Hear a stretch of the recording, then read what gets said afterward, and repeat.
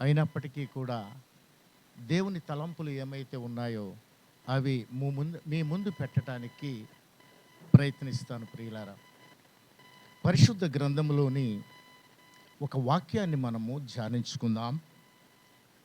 రెండు రాజుల గ్రంథం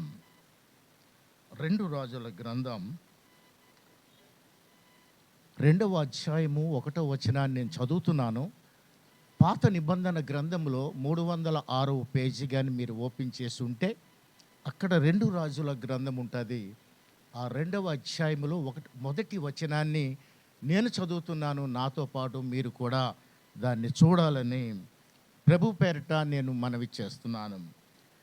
యెహోవా సుడిగాలి చేత ఏలియాను ఆకాశమునకు ఆరోహణము చేయింపబోవు కాలమున ఏలియాయు ఎలీషాయు కూడి గిల్గాలు నుండి వెళ్ళుచుండగా. చిన్న ప్రార్థన. పరిశుద్ధుడా, ప్రేమగల తండ్రి, ఆత్మ కలిగిన ఈ సంఘములో ఈ సమయంలో మీరు అనుగ్రహించిన ఈ లేఖనాన్ని బట్టి మీకు వందనాలు ప్రభువా.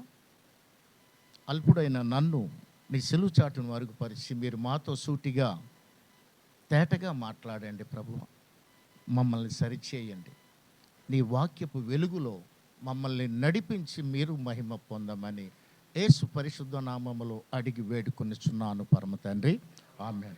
ప్రియులారా, చదవబడిన ఈ వాక్యములో ఏలియా శిష్యుడు ఎలీషా మనందరికీ తెలుసును.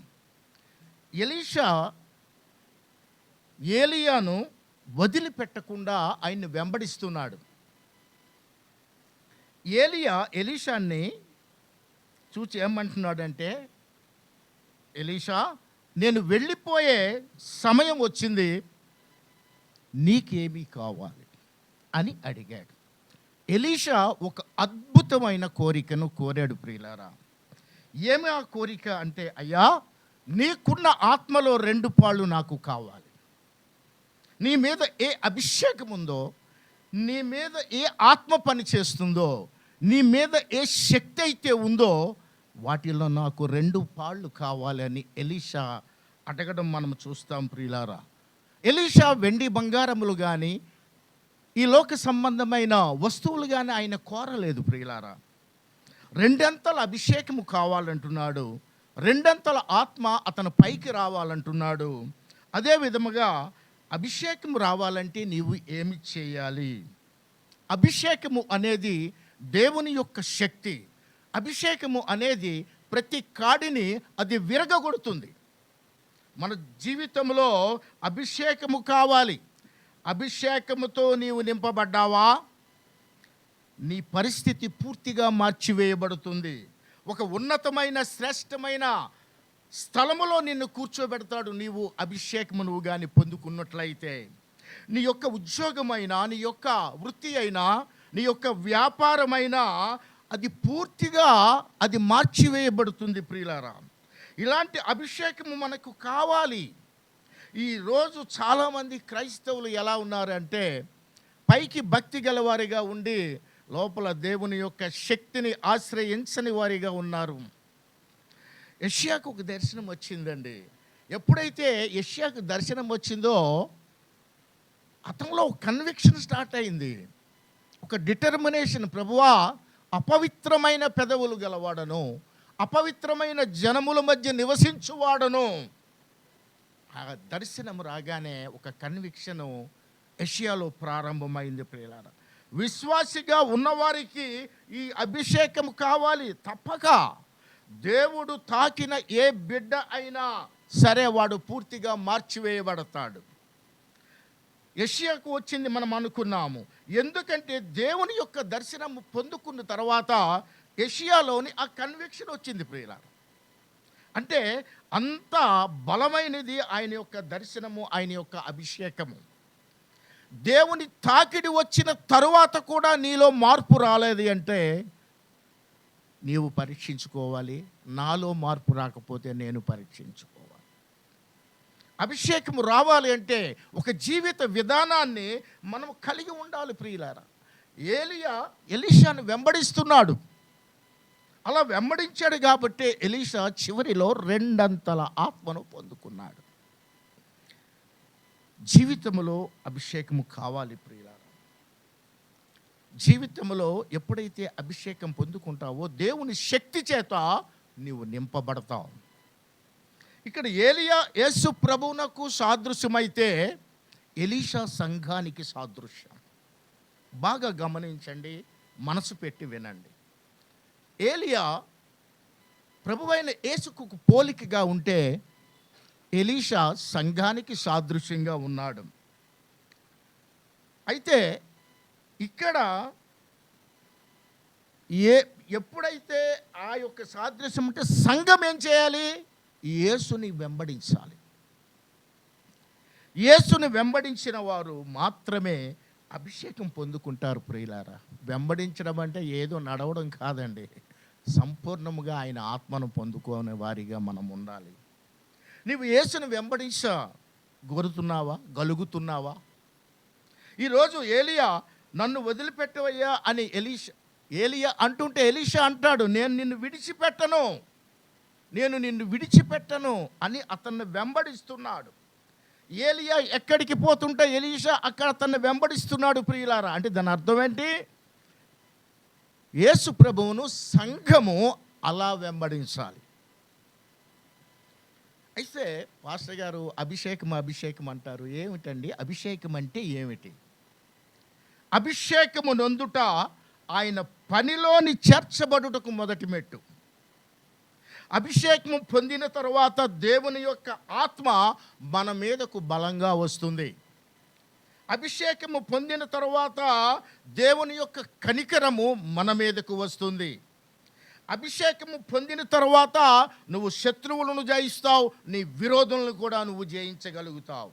అభిషేకము పొందిన వారికి ఒక ప్రత్యేకమైన స్థానం ఉంది ప్రియులారా. ప్రభువైన యేసయ్య కూడా ఈ భూమి మీద కార్యాలు చేసినప్పుడు ఆయన కూడా ముందుగా అభిషేకించబడ్డాడు. అభిషేకించిన తరువాత సమస్తము మనం ఎరుగుతాం ప్రియులారా. అభిషేకము నొందిన వారు ప్రభువులో నిలిచి ఉంటారు. ఒక్కసారి దేవునికి స్తోత్రం, హల్లెలూయా ప్రియులారా. అందుకే ఈ వెంబడించడము అంటే ఎలా తెలుసునండి, ఎక్కడ కూడా ఎలాంటి స్పాట్ లేకుండా పరిశుద్ధమైన హృదయముతో ఆయన్ని వెంబడించగలిగిన వారిగా ఉండాలి. అందుకే ప్రకటన గ్రంథంలో 14వ అధ్యాయం 4వ వచనం చూడండి. మీరు 236 పేజ్, మీరు కొత్త నిబంధన గ్రంథంలో 236 పేజ్ తీస్తే, నేను చదువుతున్నాను ఎందుకంటే మనకు సమయం లేదు, మళ్ళీ మీరు చదివితే 14:4 నేను చదువుతున్నాను. స్త్రీ సాంగత్యమున అపవిత్రులు కాని వారును స్త్రీ సాంగత్యమును ఎరుగుని వారే అయ్యుండి గొర్రెపిల్ల ఎక్కడికి పోవచ్చున్నదో అక్కడికెల్లా ఆయనను వెంబడింతురు. గొర్రెపిల్ల ఎక్కడికి పోతుందో ఆ గొర్రెపిల్లను వీరు వెంబడిస్తున్నారు ప్రియులారా. మనము కూడా మన యేసు ఎక్కడికి వెళుతున్నాడో అతనిని మనము వెంబడించు వారిగా ఉండాలి. ఆయనను ఆ విధముగా పరిపూర్ణమైన, నిష్కళంకమైన, నిందారహితమైన మనస్సుతో మనము ఆయనను వెంబడించగలగాలి ప్రియులారా. అలా మనం వెంబడిస్తున్నామా? వెంబడించవలసినది లోకాన్ని కాదు, వెంబడించవలసినది లోక పద్ధతులు కావు, వెంబడించవలసినది శరీరాశ, నేత్రాశ, జీవపు డంబము కాదు. వెంబడించవలసినది ఆ యొక్క దేవునికి భయపడని వారిని కాదు, వెంబడించవలసినది భక్తిహీనులను కాదు. ఎవరిని వెంబడిస్తున్నాం? మన జీవితంలో యేసును వెంబడిస్తున్నామా? యేసయ్య మాటలను, అతని యొక్క అడుగు జాడలలో మనము నడవగలుగుతున్నామా ప్రియులారా? అలాగే ఉంటే మనము అభిషేకాన్ని పొందుకోగలుగుతాం. ఎప్పుడు? అతని అడుగు జాడల్లో నడిచినప్పుడు. లౌకికమైన జీవితము జీవించే ఆత్మని కావాలి అంటే దేవుడు అనుగ్రహించేవాడు కాడు. కనుక నీవు దేవుని ఆత్మతో నింపబడాలి అంటే యేసుని అనుసరించాలి, యేసును వెంబడించాలి.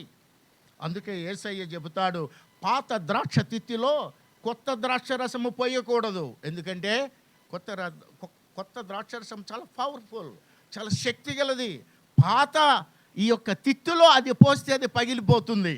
అంటే దీని అర్థం ఏంటంటే, ఈ పాత జీవితంలో, ఈ రోత జీవితంలో, ఈ వ్యర్థమైన జీవితంలో లోకులతో కలుస్తున్న జీవితంలో ఆత్మను కుమ్మరించేవాడు కాడు.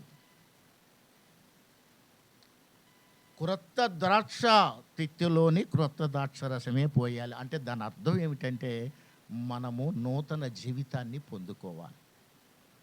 అప్పుడే ఆయన కొత్త తిత్తులో కొత్త ద్రాక్ష రసం పోస్తాడు. యేసయ్య, నా జీవితంలో నీ ఆత్మతో, నా అభిషేకంతో నన్ను నింపండయ్యా, నీ ఆత్మతో మనం ప్రార్థన చేయాలండి, అడగాలండి. ఇందాక అయ్యగారు చెప్పారు, నువ్వు ఏది అడుగు అన్ని ఆ విధంగా అడగాలి. అలాగే అడిగినప్పుడు తప్పకుండా ఎలీషా అంతగా ఏలియాని వెంబడించాడు కనుక చివరిలో రెండు అంతల ఆత్మను పొందుకున్నాడు. ఏలియాకు అనేక మంది శిష్యులు ఉన్నారు, ఎవరు వెంబడించలేదండి, ఒక్క ఎలీషా మాత్రమే వెంబడించాడు. ఎందుకు? వారికి అతనిని వెంబడించే తపన ఆ శిష్యులకు లేదు. ఒక్క ఎలీషియా చివరి వరకు వెంబడించాడు.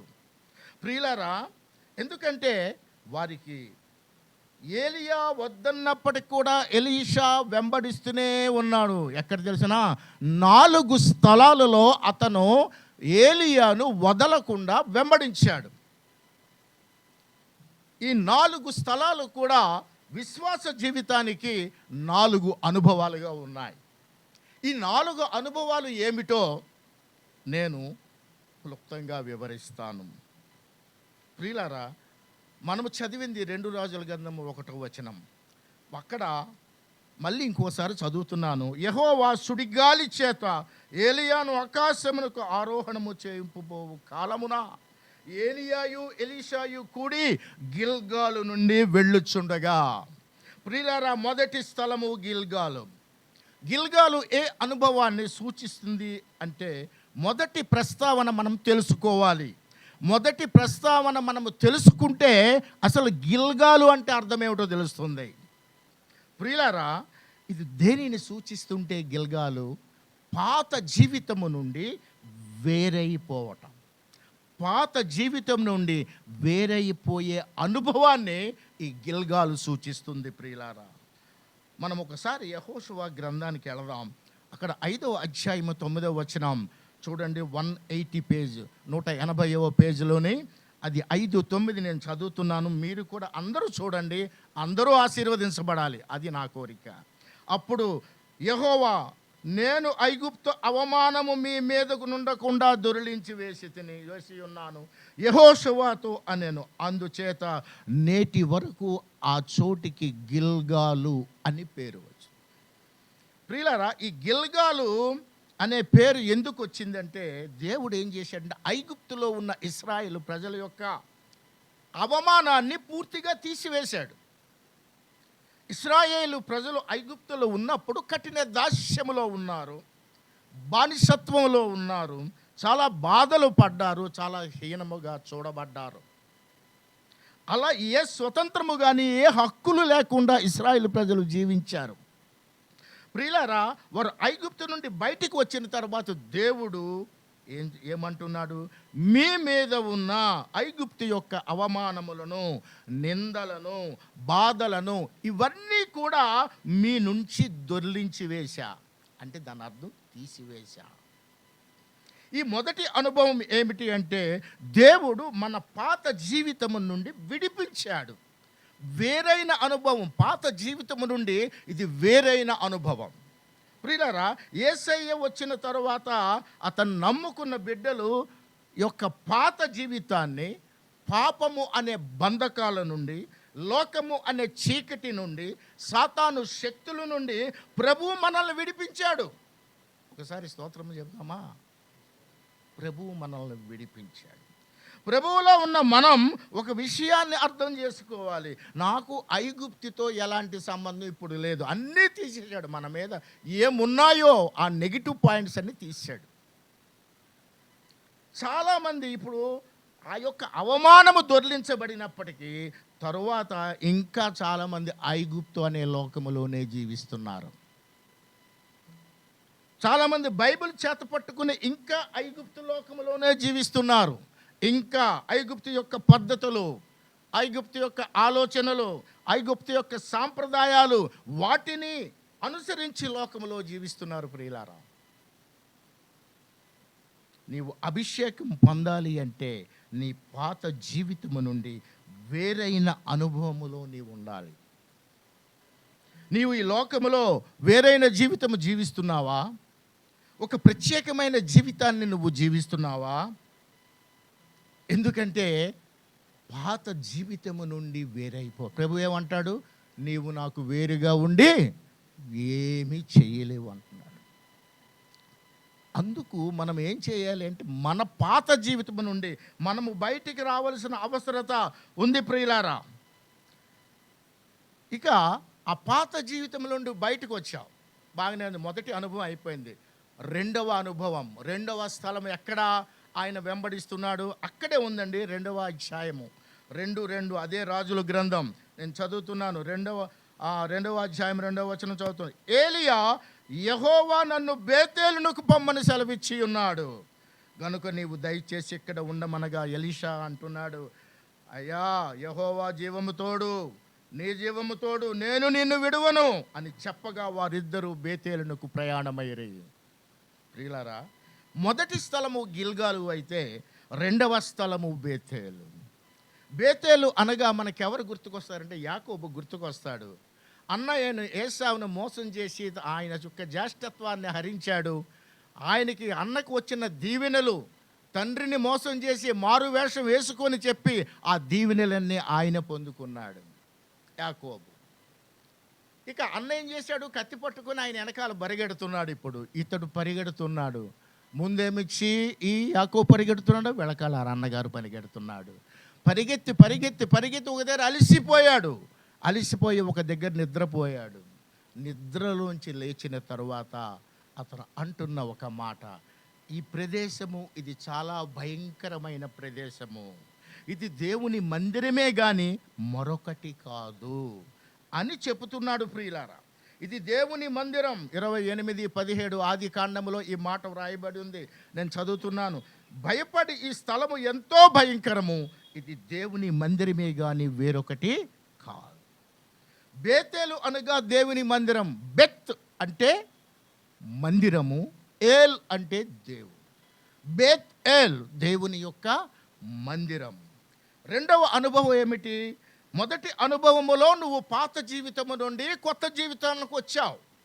ఈ రెండవ అనుభవము దేవుని యొక్క మందిరం. ఎందుకంటే దీని అర్థం ఏంటంటే నీవు వచ్చిన తర్వాత నీవు దేవుని మందిరములో నాటబడాలి.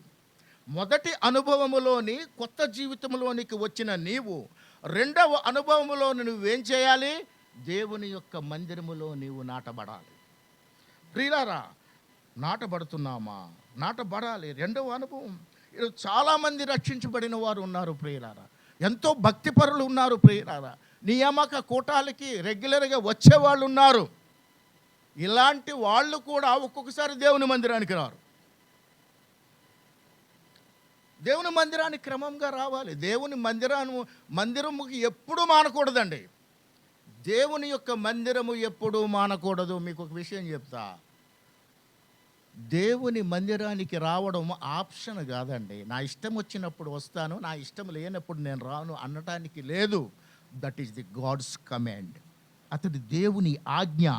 మనము దేవుని మందిరానికి రావటం అనేది తప్పిపోకుండా రావడానికి దేవుని యొక్క అది ఆజ్ఞ. నువ్వేం చేస్తున్నావు? మందిరానికి రాకుండా దేవుని యొక్క ఆజ్ఞను నువ్వు అతిక్రమిస్తున్నావు. ఆజ్ఞాతిక్రమమే పాపం. నువ్వు దేవుని మందిరానికి రాలేదు అంటే నువ్వు పాపం చేస్తున్నట్టే లెక్క. నీకు ఒక చక్కని మందిరాన్ని ఇచ్చాడు, మంచి దైవ సేవకుడిని ఇచ్చాడు. ఇలాంటి మందిరాన్ని ఈరోజు ఎంతోమంది నిర్లక్ష్యం చేస్తున్నారు. ఆ పాస్టర్ గారు దేవుని మందిరంలో ఏంటండి? అవునండి, మేము రాము, మాకు బోల్డ్ అన్ని పనులు ఉంటాయి, ఆ పాస్టర్ గారి కంటే పని ఏమీ లేదు. ఇలాగ మాట్లాడేవాళ్ళు ఎంతమంది లేరండి? దేవుని యొక్క మందిరము యొక్క విశిష్టతను నేను చెప్తాను, జాగ్రత్తగా ఆలోచించండి. దేవుని యొక్క మందిరము ఆశ్రయ స్థలం. దేవుని యొక్క మందిరము హృదయములను కుమ్మరించే స్థలం. దేవుని యొక్క మందిరము ప్రార్థన ఆలకించే స్థలం, దేవుని యొక్క మందిరము పరిశుద్ధ స్థలం, దేవుని యొక్క మందిరము దీవించబడే స్థలం, దేవుని యొక్క మందిరము ధ్యానించే స్థలం, దేవుని యొక్క మందిరము అతి శ్రేష్టమైన స్థలం, దేవుని యొక్క మందిరము వృద్ధి పొందే స్థలం, దేవుని యొక్క మందిరము క్షేమము నొందే స్థలం, దేవుని యొక్క మందిరము దైవస్తుతులు ప్రతిధ్వనించే స్థలం, దేవుని యొక్క మందిరము సాక్ష్యం ఇచ్చే స్థలం. సరిపోతాయా? ఇవి చాలవా? మనము ఎప్పుడూ కూడా మందిరం మానకుండా రావడానికి ఇవి చాలండి. ప్రియులారా, ఇక్కడ నీవు విశ్వాసిగా ఒక క్రమశిక్షణ నువ్వు అనుభవంలోనికి రావాలి. మొదటి అనుభవంలో దేవుడు నిన్ను నిలవబెట్టాడు అంటే పాత జీవితంలో నుండి కొత్త జీవితానికి వచ్చావు, ఓకే. మరి ఇప్పుడు రెండవ అనుభవంలో దేవునిని ఆరాధించడానికి, దేవునిని మహిమపరచడానికి, దేవుని మందిరానికి నీవు రావాలి తప్పకుండా, మానకుండా. క్రైస్తవ సహవాసములో నీవు ఉండగలగాలి. ఆ సహవాసములోనే నువ్వు బలపరచబడతావు, ఆ సహవాసములోనే నువ్వు వాక్యముతో నింపబడతావు, ఆ సహవాసములోనే నీవు ఆత్మను పొందుకుంటావు. కొంతమంది అండి ఈ రెండవ అనుభవంలోనికి రారండి. ఒకవేళ వచ్చినా మధ్యలోనే వచ్చి పడిపోయే వాళ్ళు ఉన్నారు. ఎందువలన మందిరానికి రాకపోవడం. దేవుని మందిరం ఎప్పుడు మానకూడదండి. అందుకే చాలా చక్కగా రాశాడు హెబ్రీ గ్రంథకర్త 10వ అధ్యాయం 24, 25 వచనాలు మనం చదివితే, నేను చదువుతున్నాను కొత్త నిబంధన గ్రంథంలో 206వ పేజీ తీయండి. అక్కడి ఈ 2 వచనాలు నేను చదువుతున్నాను. 10వ అధ్యాయం ఉంటుంది, 24, 25 వచనాలను నేను చదువుతున్నాను. కొందరు మానుకున్నట్లుగా సమాజముగా కూడుట మానక ఒకరిని ఒకడు హెచ్చరించుచు, ఆ దినము సమీపించుట మీరు చూచిన కొలది మరి ఎక్కువగా అలాగు చేయుచు, ప్రేమ చూపుటకును సత్కార్యములు చేయుటకును ఒకరిని ఒకరు పురికొల్పవలనని ఆలోచింతుము. అక్కడ వ్రాయబడి ఉంది ప్రియులారా, దేవుని యొక్క మందిరము, నేను ఇందాక చెప్పాను, రావడం మన ఆప్షన్ కాదండి, అది కంపల్సరీ. నువ్వు దేవుని యొక్క మందిరానికి నువ్వు రావటం లేదు అంటే ఒక ఇంటర్నల్గా మనము పాపానికి లోనయ్యాం. ఆజ్ఞను అతిక్రమించడమే పాపం అని బైబిల్ చెప్పింది. కనుక నువ్వు తప్పకుండా దేవుని మందిరానికి రావాలి. మందిరానికి రావడం ద్వారా ఒకరిని ఒకరు పురికొల్పుకుంటారు. మందిరానికి రావడం ద్వారా ఒకరిని ఒకరు హెచ్చరించుకుంటారు. మందిరానికి రావడం ద్వారా ఒకరిని ఒకరు బలపరుచుకుంటారు. నీవు ఒంటరిగా ఉంటే ఆరిపోతావు, నువ్వు ఒంటరిగా ఉంటే ఎండిపోతావు. ఒక ఉదాహరణ చెప్తాను. ఈ శరీరంలో ఒక భాగాన్ని కట్ చేసి పక్కన పెడితే ఏమవుద్దండి? ఏమవుతుంది చెప్పండి? కుళ్ళిపోతుంది, నశించిపోతుంది. ఎందుకు? అది శరీరము నుండి వేరుపరచబడింది కనుక. నువ్వు సంఘములో నుండి ఉంటేనే నువ్వు జీవము కలిగిన వాడిగా, జీవము కలిగిన దానిగా ఉంటావు. ఎప్పుడైతే సంఘము నుండి పక్కకు పెట్టావో మనము కూడా నశించిపోయే పరిస్థితి. ప్రియులారా, ఈ అదే శరీరములో, ఎందుకంటే అదే విధముగా నువ్వు సంఘములో ఉంటేనే నువ్వు జీవముతో ఉంటావు. సంఘాన్ని ఎవ్వరూ చిన్న చూపు చూడకూడదండి. సంఘము అది ఎవరిదంటే అది దేవుని సంఘం. అక్కడ ఎవరు పాస్టర్ ఉన్నారా, అక్కడ వస్తున్నారా జనం, ఇద్దరే ఉన్నారా, 20,000 మంది ఉన్నారా, ఇది మనకు అనవసరం అండి. నువ్వు సంఘములో ఉంటేనే జీవముతో ఉంటావు, సంఘములో ఉంటేనే బలంగా ఉంటావు, సంఘములో ఉంటేనే స్థిరంగా ఉంటావు, సంఘములో ఉంటేనే ప్రోత్సహించబడతావు, సంఘములో ఉంటేనే ఆత్మీయంగా ఎదుగుతావు, సంఘములో ఉంటేనే దేవుని కాపుదల్లో ఉంటావు. సంఘానికి అంత గొప్ప పవర్ ఉంది. సంఘము నుండి వేరుపడితే నశించిపోతాం ప్రియులారా. అందుకే అపవాది ఏం చేస్తాడంటే సంఘానికి వెళ్ళినవాడు, అయ్యగారు చెప్పాడు, సంఘానికి వెళ్ళినవాడు, ఏంట్రా పోతున్నావు, ఎక్కడికి పోతున్నా, ఇవాడు ఆదివారం అయ్యా నేను సంఘానికి పోయి, ఏం పోతావురా, అక్కడ ఏముందిరా, ఏం అక్కర్లేదు, ఇంట్లో ప్రార్థన చేసుకో, దేవుడు నీ ప్రార్థన వింటాడు అని ఈ విధంగా వాడు టెక్నికల్గా మాట్లాడి అది మనం సంఘానికి వెళ్ళకుండా చేస్తాడు. జాగ్రత్త ప్రియులారా. ఎందుకు సంఘానికి వెళ్ళాలి పాస్టర్ గారు అంటే, నువ్వు పడిపోతే లేపేవాడు నీకు ఉండాలిగా, నువ్వు డీలా పడిపోతే నిన్ను నిలవబెట్టేవాడు ఉండాలిగా, నువ్వు శ్రమలో ఉంటే నీ కొరకు ప్రార్థన చేసేవాడు ఉండాలిగా.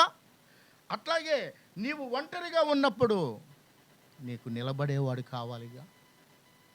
ప్రియులారా, ఇవన్నీ కూడా సంఘ సహవాసములో లభిస్తాయి. ప్రియులారా, ఎక్కడ లభించవు, చివరికి మన కుటుంబాల్లో కూడా లభించవు. సంఘముకు అంత ఇంపార్టెన్స్ ఉంది ప్రియులారా. మనము ఎరగం. ఈ ఒక్కరోజు పోతే ఏమైంది, ఏమంటాడు పాస్టర్ గారు, కాదండి. ఈరోజు సంఘానికి పోలేదంటే ఆ పాపాన్ని మనము తెచ్చుకుంటున్నాం ప్రియులారా. కనుక ఇక్కడ మనము సంఘానికి వెళ్ళాలి. ప్రతి నియమించిన కూటానికి మనం వెళ్ళాలి. అప్పుడు దేవుని యొక్క మందిరములో నాటబడే ఒలీవ మొక్క వలె మీరు ఉంటారు. దేవునికి స్తోత్రం చెప్దాం.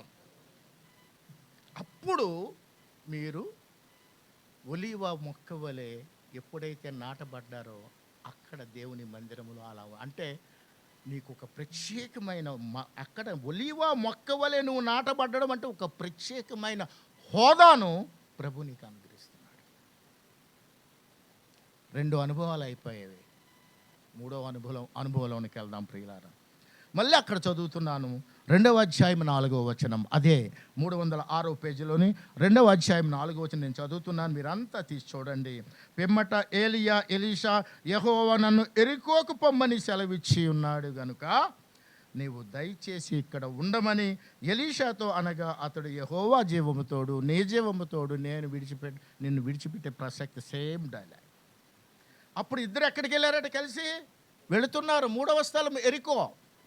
ఎరికో అనగానే మనకి మనసులో కొన్ని మాటలు మెదలాలి. ఎందుకంటే ఎరికో గోడను కూల్చేసింది ప్రభువు. యెహోషువ ప్రక్కన నిలబడి ఎరికో గోడలు కూల్చివేసింది మన ప్రభువు. ఈ స్థలము మనకి ఏ పాఠము నేర్పిస్తుందో మనము తెలుసుకోవటానికి మనము యెహోషువ గ్రంథానికి వెళ్ళాలి. దీని ద్వారా దేవుడు 2 అనుభవాల గురించి మాట్లాడుతున్నాడు. ఇశ్రాయేలు ప్రజలు కనానులో అడుగుపెట్టిన తర్వాత యోర్దాను నదిని ఎదురైంది. యోర్దాను నది దాటిన తర్వాత వారికి తగిలిన మొట్టమొదటి ఊరు ఎరికో. ప్రియులారా, అక్కడ ఈ ప్రాకారములు ఎలా అంటే చాలా బలమైనవి, చాలా దిట్టమైనవి. అది మానవాతీతమునకు అది ఏమీ కూడా అవి లొంగనవి. అప్పుడు యెహోషువతో చెప్పాడు దేవుడు, యెహోషువ నువ్వు ఎరుకోకి వెళ్తున్నావు కదా, ఎరుకో నీకు ఇచ్చేసానయ్యా, నువ్వు జయిస్తావు పో అన్నాడు. జయిస్తానన్నాడు కానీ యెహోషువ ఆలోచనలు పడ్డాడు. దీన్ని ఏ విధముగా దీన్ని జయించాలి, ఎలా జయించాలి అనేది ఆయనకి తెలియదు. ప్రభు ఇచ్చాడు ఆలోచన, నీకు ఇచ్చేసాను అంటున్నాడు కానీ ఇది కార్యరూపంలో ఎలా పెట్టాలో అర్థం కాని పరిస్థితిలో ఆయన ఆ ఎరికోలోని కన్నులెత్తి చూస్తున్నప్పుడు దూసిన కత్తి పట్టుకొని ఒక మనిషి నిలబడ్డాడు. అతన్ని చూడగానే యెహోషువ వెళ్ళి, అయ్యా నువ్వు మా పక్షము వాడవా లేకపోతే విరోధుల పక్షము వాడవా అని అడిగాడు. ఆ వ్యక్తి ఏం చెప్తున్నాడంటే దూసిన కత్తి చేత పట్టుకు, అయ్యా నీ పక్షము వాడను కాను, వాళ్ళ పక్షము వాడను కాను, నేను దేవుడైన యెహోవా సేనాధిపతిగా ఇక్కడికి వచ్చాను. దేవునికి స్తోత్రం చెప్దాం.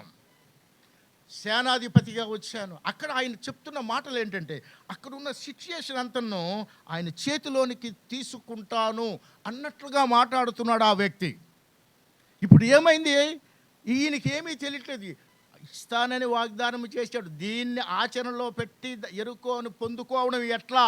యెహోషువ ఆయన కాళ్ళ మీద పడి అడుగుతున్నాడు, నా తండ్రి ఏమి సలహా ఇచ్చాడు చెప్పు అని. విశేషం చెప్పనా, చేతులు ఎత్తేసాడు. యెహోషువ చేతులు ఎత్తి, అయ్యా ఇది నా వల్ల కాదయ్యా, నన్ను నేను నీ అధికారానికి నేను అప్పచెప్పుకుంటాను, నన్ను నేను నీ ఆధిపత్యానికి నేను అప్పచెప్పుకుంటాను, చెప్పయ్యా నేను ఎలా ముందుకెళ్ళాలి. అప్పుడు దేవుడైన యెహోవా చెప్పాడు, మొదట ఎవరు నడవాలి, వెనక ఎవరు నడవాలి, ప్రక్కల్లో ఎవరు ఉండాలి, దాని చుట్టూ ఎన్నిసార్లు తిరగాలి, ఎలా స్తుతించాలి, ఇవన్నీ కూడా క్లియర్ పిక్చర్ యెహోషువ చేతిలో పెట్టాడు. అది పెట్టడమే కాదండి, యుద్ధములో నువ్వు అనుకరించవలసిన పద్ధతులు అంటే స్ట్రాటజీ, వ్యూహం కూడా యెహోషువకు అందజేశాడు. దేవునికి స్తోత్రం చెబుదామా. ఇక్కడ ఏంటండి, ఎందుకు దేవుడైన యెహోవా అంతగా ఆయనకి ఆ యొక్క యెహోషువకి ఇవన్నీ స్ట్రాటజీ కూడా, వాగ్దానంతో పాటు స్ట్రాటజీ కూడా ఎందుకు ఇచ్చాడో తెలుసా? అయ్యా నేను వట్టివాడు నాయా, I am nothing before you, నేను వట్టివాడు నాయ, నాకేమీ లేదయ్యా, నన్ను నీకు అప్పచెప్పుకుంటున్నాను, నీ యొక్క అధికారానికి నేను అప్పచెప్పుకుంటున్నాను, నీ యొక్క ఆధిపత్యానికి నేను అప్పచెప్పుకుంటున్నాను. మనం కూడా ఎప్పుడైనా ఏదైనా కార్యం చేసినప్పుడు మనం అలా ప్రార్థన చేయాలి. మనం ఆయనకి పూర్తిగా సరెండర్ అయిపోవాలి. ఓసారి మన తెలివితేటలతోటి, మన జ్ఞానంతోటి, మన మాటకారితనం తోటి ఏదో చెయ్యాలనుకుంటాం, కానీ ఒక్కొక్కసారి మనం అందులో నుండి బయటపడలేం. నీ అధికారాన్ని, నీ యొక్క మొత్తం ఆయన అధికారానికి నువ్వు అప్పజెప్పుకో, ఆయన నీకు విజయాన్ని ఇస్తాడు. ఈ మూడవ అనుభవం ఏమిటి అంటే, మొట్టమొదట ఏమిటి? పాత జీవితంలో నుండి కొత్త జీవితానికి వచ్చావు. కొత్త జీవితంలో నుండి నేమించి దేవుని యొక్క మందిరములో ఒలివ మొక్కగా నాటబడ్డావు. మూడవ అనుభవం ఏమిటి అంటే, నేను లేని ప్రభువా, ఐ యామ్ మైనస్, పూర్తిగా నీ అధికారానికి నేను అప్పచెప్పుకుంటున్నాను ప్రభువా అని దీనత్వంతో యెహోషువ ఎప్పుడైతే సాగిలి పడ్డాడో యెరికో అతన్ని జయించగలిగాడు. యెరికోని జయించగలిగాడు. ప్రియులారా, మనం కూడా ఏ కార్యముకైనా సరే మన సొంత తెలివితేటలు ఎప్పుడూ ఉపయోగించకూడదు. అవన్నీ కరెక్ట్గా ఎంత ధనమున్నా, ఎంత ఉన్నా, దేవుని యొక్క సహాయం లేకపోతే మనము ఎప్పుడు ముందుకు వెళ్ళలేం. ప్రియులారా, ఈ మూడవ అనుభవంలోని అని చెప్పిన మాట అదే. ఏమంటున్నాడంటే, పూర్తిగా ఆయనకి సరెండర్ అయిపోయాడు యెహోషువ. ప్రియులారా, ఆయన అధికారానికి తాను అప్పగించుకున్నాడు. ప్రియులారా, అందుకే అప్పుడు అద్భుతాన్ని చూశాడు. యెరికో గోడలు కూలిపోయాయి. ప్రియులారా, నీ జీవితంలో విజయం చూడాలి అంటే, నీ జీవితంలో దేవుని హస్తం చూడాలి అంటే, నీ సమస్తము అంతయు కూడా ఆయన ఆధిపత్యములోనికి తీసుకొని రావాలి. అప్పుడే నీకు జీవితంలో దేవుడు కార్యాన్ని జరిగించగలుగుతాడు. మనము ఆరోగ్యంలో చూడగలిగితే అక్కడ ఎలా స్వాధీనం చేసుకున్నాడంటే, పూర్తిగా ఆయనకి సరెండర్ అయిపోయాడు. కాబట్టి ప్రభు అతన్ని నడిపించాడు. ఒక్కోసారి ప్రభు అంటాడు, రే నాయనా, అన్ని యుద్ధాలు నువ్వు కాదురా, కొన్ని యుద్ధాలు నేను చేయవలసి వస్తుంటుంది, కొన్ని యుద్ధాలు నేను చేయాలి, అన్నీ నువ్వు కాదు ఒక్కోసారి అంటుంటాడు. ప్రియులారా, కనుక మనము మన యొక్క అంత సమస్తాన్ని కూడా ఆయన అధికారానికి ఎప్పుడైతే అప్పజెప్పుకున్నామో, దేవుని యొక్క ఇన్వాల్వ్మెంటు అప్పుడు, అంటే దేవుని యొక్క చొరవ ఆయన తీసుకుంటాడు. అలా మనం ఉంటున్నామా? ఈరోజు మనం ఎలా ఉంటున్నాము? ప్రామిస్ చేసిన ఆయనకి స్ట్రాటజీ కూడా ఇచ్చినట్టుగా చూస్తున్నాం. నీ పోరాటాలలో నీ గెలుపునిచ్చే దేవుడు. నువ్వు పోరాడు, కానీ అతన్ని ఆశ్రయించు, ఆయన పాదాలను ఆశ్రయించు, ఆయన అధికారానికి నిన్ను నీవు అప్పజెప్పుకో. తప్పకుండా దేవుడు నిన్ను విజయ పదంలోనికి ఆయన నడిపిస్తాడు. ప్రియులారా, ప్రతి గెలుపు బాటలోన చైతన్య స్ఫూర్తి నీవై నడిపించుచున్న నేర్పరి, అలు పెరుగని పోరాటాలే ఊహించని ఉప్పెనలై నన్ను నిలువనీయని వేళలో, హృదయాన కొలువైయున్న ఇశ్రాయేలు దైవమా, జయమిచ్చి నడిపించితివి నీ ఖ్యాతికై, తడి కన్నులనే తుడచిన నేస్తం ఇలలో నీవే కదా యేసయ్యా, మదిలోన నీ రూపం, నీ నిత్య సంకల్పం ప్రతిఫలింపచేయునే ఎన్నడు, కలలోన తలంచలేదే ఈలోని సౌభాగ్యము, వర్ణించలేను స్వామి నీ గొప్ప కార్యాలను, నీ సాటి లేరు ఎవరు అద్వితీయుడా. నాలుగవ అనుభవానికి వెళ్దాం ప్రియులారా. నాలుగవ అనుభవం మళ్ళీ 2 రాజుల గ్రంథం 2వ అధ్యాయం 6వ వచనం చదువుదాం ప్రియులారా. ఇది 4వ అనుభవం. అంతటి ఏలియా, యెహోవా నన్ను యొర్దానుకు పొమ్మని సెలవిచ్చి ఉన్నాడు గనుక నీవు దయచేసి ఇక్కడ ఉండమని ఎలీషాతో అనగా అతడు యెహోవా జీవము తోడు, నీ జీవము తోడు నేను నిన్ను విడువనని చెప్పాను. కనుక వారిద్దరూ ప్రయాణమై ఎక్కడికి పోయారు? యోర్దాన్ నదికి పోయారు. ఈ 4వ అనుభవంలో యోర్దాను అనగా మనకి కొన్ని చిత్రాలు మన కళ్ళల్లో మెదులుతాయి. ఎందుకంటే ప్రభువైన యేసుక్రీస్తు బాప్తిసం తీసుకున్నది యోర్దాను నదిలో. ప్రియులారా, ఇక్కడ చాలామంది ఈ రోజుల్లోని ప్రియులారా చెప్తారు బాప్తిసం అంటే మతం మార్చుకోవటం అని చాలామంది అంటారు. కాదండి, బాప్తిస్మములలో ఉన్న ప్రథమ ప్రక్రియ ఏమిటి అంటే నీటిలో మునుగుట వల్ల మనము సమాధి చేయబడుతున్నాం.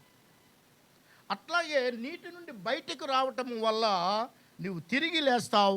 పాత జీవితమునకు సమాధి, కొత్త జీవితానికి నాంది పలుకుతున్నాం. ఇది బాప్తిస్మ యొక్క అనుభవం. మొట్టమొదటిగా గిల్గాలు అంటే పాత జీవితం నుండి కొత్త జీవితానికి వచ్చావు. వచ్చిన తరువాత దేవుని మందిరములో ఒక ఒలివ మొక్కమలే నాటబడ్డావు. నీ విజయానికి నీవు నీ యొక్క సమస్తాన్ని ఆయన ఆధీనానికి, ఆధిపత్యానికి అప్పచెప్పావు. Very good. కానీ బాప్తిస్మము తీసుకుంటున్నావా? ప్రియులారా, ఇది 4వ అనుభవములో ప్రియులారా ఏమంటారంటే కొంతమంది ఎంతో విశ్వాసంతో ఉంటారు, ఎంతో భక్తితో ఉంటారు, చక్కగా మందిరానికి వస్తారు. బాప్తిస్మం వచ్చేసరికి ఆలోచనలో పడతారు. ఇప్పుడు కాదండి పాస్టర్ గారు, టైం ఉందంటారు. లేదా ఇంకొక రకంగా అంటారు, నేను ప్రార్థనలో పెట్టాను పాస్టర్ గారు, ఆయన ఎప్పుడు చెప్పమంటే అప్పుడు తీసుకుంటాను అనేవాళ్ళు కూడా ఉన్నారు. ఆయన చెప్తాడా మీకు తీసుకొని? కానీ ప్రియులారా, ఇక్కడ ఎందుకంటే ప్రియులారా బాప్తిసం అనేది ఒక ఆప్షన్ కాదు. మళ్ళీ చెప్తున్నాను, గాడ్స్ కమాండ్. నమ్మి బాప్తిసం పొందిన వారు రక్షించబడతారు. చాలా స్పష్టంగా ఉంది. అది దేవుని యొక్క మాట. కనుక మనం ఏమి చేయాలి అంటే, ఇక్కడ ఎవరైనా సరే నువ్వెన్నిసార్లు దేవుడు అడిగినా తీసుకోమంటాడు. కానీ ఆగు, వేచి ఉండి, నేను తర్వాత చెప్తాను అండండి. ఇప్పటి వరకు నీవు బాప్తిసం తీసుకోకపోతే ఒక అడుగు ముందుకు వేసి నీవు బాప్తిసం తీసుకోవాల్సిన అవసరం ఉంది. ప్రియ సహోదరుడా, సహోదరి, నీ పాత జీవితాన్ని సమాధి చేసి నీ కొత్త జీవితానికి నాంది పలకాలి. యోర్దాను మునుగుటకు మరణానికి సాదృశ్యం. ఈ అనుభవంలోనికి వచ్చిన వారు ఎలా ఉంటారు తెలుసండి? బ్రతుకుట క్రీస్తే, చావైతే లాభం అని చెప్తారు. ప్రియులారా, బాప్తిసం తీసుకునేది బహిరంగంగా, అది ఒక బహిరంగంగా నువ్వు బాప్తిసం తీసుకుంటున్నావు అంటే నీవు బహిరంగంగా నేను ప్రభువును అంగీకరిస్తున్నానని ఒక సాక్ష్యం ఇస్తున్నావు. కనుక నా జీవితంలో ప్రభువు ఎప్పుడైతే నువ్వు బాప్తిసం తీసుకున్నావో ఒక్క మాట అంటావు, నా జీవితంలో ప్రభువు తప్ప నాకెవ్వరూ లేరు, ప్రభువు కొరకు ఎలాంటి త్యాగానికైనా, ప్రభువు కొరకు ఎలాంటి సాహసానికైనా, ప్రభువు కొరకు ఎలాంటి తెగింపుకైనా సిద్ధమే అంటావు. ప్రభువు కొరకు అంతరోషంగా నువ్వు నిలబడతావు. ప్రియులారా, చాలామంది శ్రమ రాగానే ప్రభువుని విడిచిపెట్టి వెళ్ళిపోతారు. చాలామంది శ్రమ రాగానే మందిరాన్ని విడిచిపెట్టి వెళ్ళిపోతారు. చాలామంది శ్రమ రాగానే యేసయ్య మార్గాలను విడిచిపెట్టి వెళ్ళిపోతుంటారు. ప్రియులారా, ఈ అనుభవంలో ఉన్న వ్యక్తి, బాప్తిస్ము తీసుకుని యేసులో ఉన్న వ్యక్తి అంటాడు, చావనైనా చస్తాను కానీ ఎక్కడ నేను రాజీ పడను. దేవునికి స్తోత్రం చెబుదాం. అలాగుంటాడు. ప్రియులారా, ఈ 4వ అనుభవం అంటే అలాంటి విశ్వాసులు ప్రభువుని కావాలి. ప్రభువుకు చాలామంది వెంబడించారండి. దేనికోసం వెంబడించారు? రొట్టెల కోసం వెంబడించారు, చేపల కోసం వెంబడించారు, అద్భుతాల కోసం వెంబడించారు, స్వస్థతల కోసం వెంబడించారు. ప్రభువైన యేసు శిలువలో ఉన్నప్పుడు ఒక్కడు కూడా రాలేదు. ఇది భౌతికమైన వాటిని ఆశించి ప్రభువుని వెంబడించారు. ప్రియులారా, ఆ తరువాత శ్రమ రాగానే అందరూ పారిపోయారు. అందుకే ప్రియులారా ఎక్కువ చెప్తాడు, మనము ప్రభువుతో కలిసి ఉన్నప్పుడు ఎవరైనా ఏదైనా ఒక మాట అంటే మనం పడవండి. ఎవరైనా ఏదైనా ఒక కామెంట్ మన మీద చేస్తే అది సహించలేం. ఇంకా ఏముందంటే, ఎవరైనా మనకంటే ఏదైనా మాట అంటే మన నరాలు తెగిపోతాయి. ప్రియులారా, అలాంటి జీవితం మనకు ఉంటే మనం ప్రభు కొరకు ఎలా జీవిస్తామో చెప్పండి. ప్రభు ఏనాడైనా ఇలాంటివి ఎప్పుడైనా ప్రభు జీవితంలో మనం చూసామా? బైబిల్లో ఎక్కడైనా చూసామా వీటి గురించి? ప్రియులారా, శోధనలు, బాధలు, ఎందుకంటే శ్రమలు, కష్టాలు మనకు ఎందుకు వస్తాయి?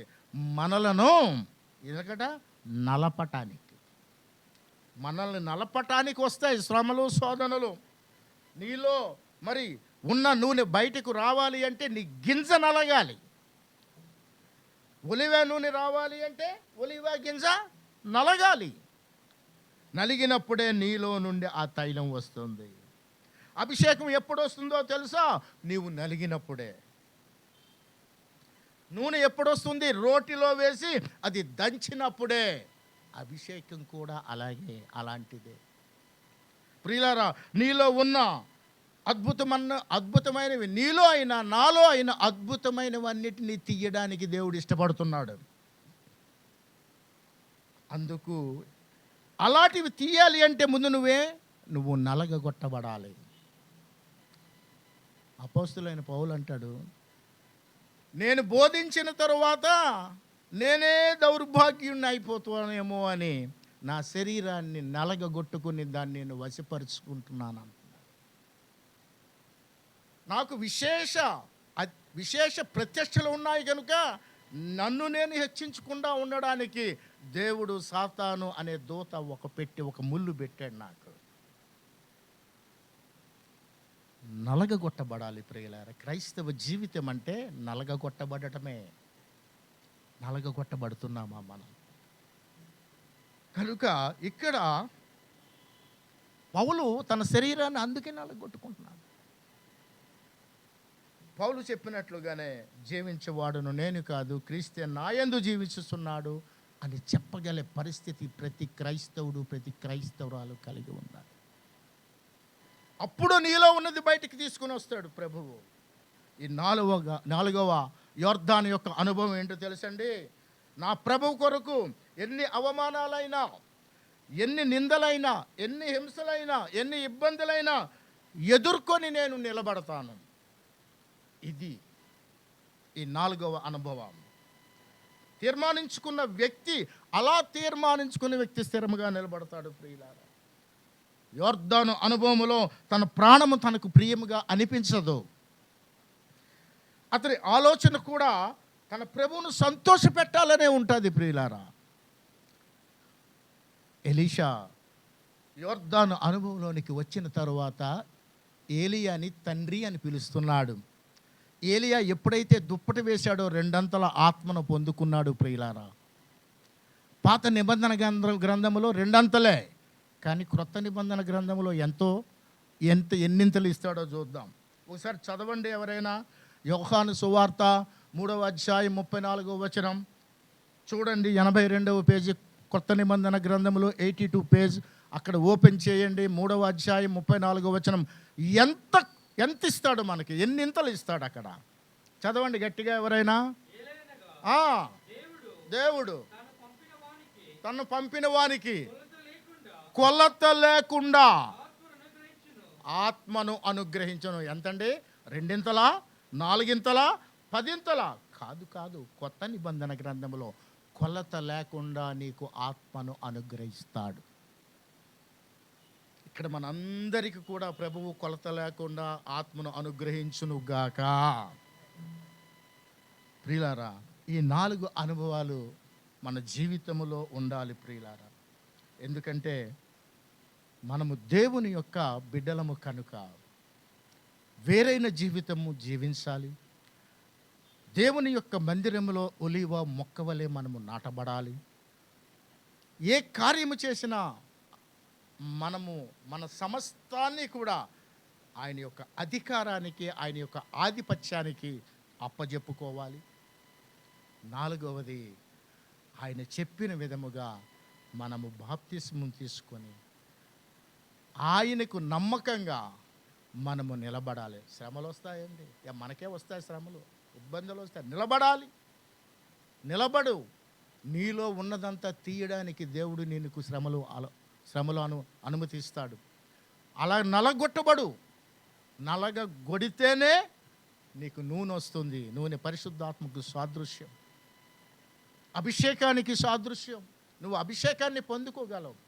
ఈ 4 అనుభవాలు మనమందరము పొందుకోవాలని అట్టి గొప్ప కృప దేవుడు మనందరికీ అనుగ్రహించునుగాక.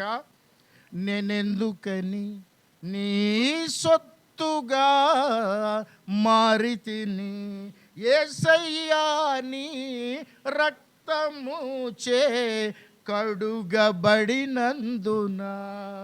నీ అనాది ప్రణాళికలో హర్షించెను నా హృదయ సీమ. నీలో నేనుండుటే, నాలో నీ ఉండుటే, నా ఆత్మీయ అనుభవమే. పరిశుద్ధాత్ముని అభిషేకముతో నే పరిపూర్ణత చెందేదా. ఆహా నా ధన్యత, ఓహో నా భాగ్యము, ఏమని వివరింతును,